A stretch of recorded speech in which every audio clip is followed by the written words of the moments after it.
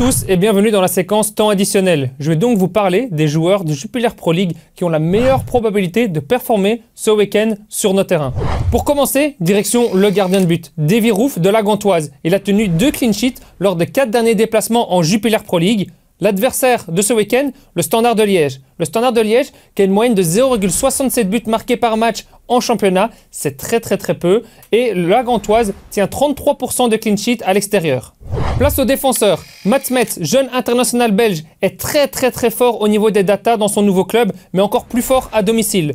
Lors de la dernière rencontre à la maison, il a joué contre Courtrai et il a réussi 2 tacles en tant que dernier défenseur. Genk à domicile, une moyenne de 0,78 buts encaissés par match. C'est très fort, ça peut tenir le clean sheet. Place au deuxième défenseur, Jordan Torunariga, déplacement au Standard de Liège. J'en ai parlé précédemment, le Standard de Liège qui marque très peu, 0,67 buts par match. Il y a un mois, les deux équipes se sont déjà affrontées. Victoire 5-0 de la Gantoise. Ça fait mal, hein. Et ici donc, au Standard, franchement, Jordan Torunariga, il pourrait réaliser une belle performance. Place au milieu de terrain, l'Algérien Adem Zorgan. Charleroi aura besoin de lui en forme ce week-end. Ils reçoivent Saint-Tron. Saint-Tron, une équipe qui a une défense en gruyère à l'extérieur. C'est catastrophique. Une moyenne de 2,56 buts encaissés par match. Adem Zorgan en forme, ça sera très important. Surtout qu'au niveau des datas, à domicile avec Charleroi, c'est un des meilleurs de Jupiler Pro League. Franchement, il pourrait performer ce week-end.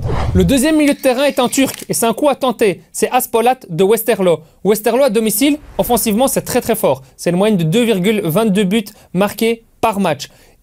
Il fait énormément de passes décisives, notamment dues aux phases arrêtées. Il en a encore délivré une le week-end dernier face à l'Union Saint-Gilloise sur le seul goal de Westerlo.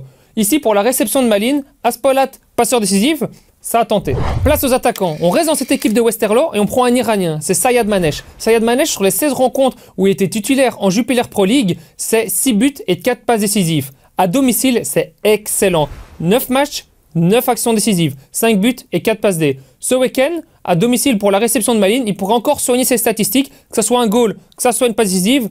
Ça pourrait être intéressant. C'est le coup de poker de cette émission. C'est Thibaut Verlinden du Beerschot. Il n'a pas encore été décisif une seule fois en Jupiler Pro League cette saison. Mais par contre, il est dans le top 3 des joueurs qui tentent leur plus la chance au goal. Il reçoit qui? Il reçoit Courtrai. Courtrai qui a une moyenne de 2,67 buts encaissés par match à l'extérieur.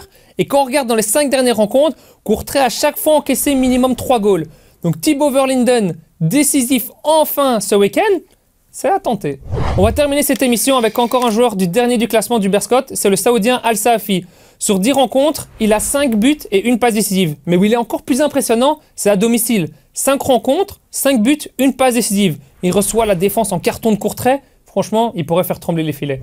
Voici les joueurs qui ont une meilleure probabilité de performer ce week-end en Jupiler Pro League. N'hésitez pas à laisser un petit like, ça fait toujours plaisir, c'est gratuit. Également un commentaire si vous pensez qu'il y a des joueurs qui vont performer soit dans l'émission ou soit d'autres non. Et du coup, on espère qu'ils vont bien performer. Ciao.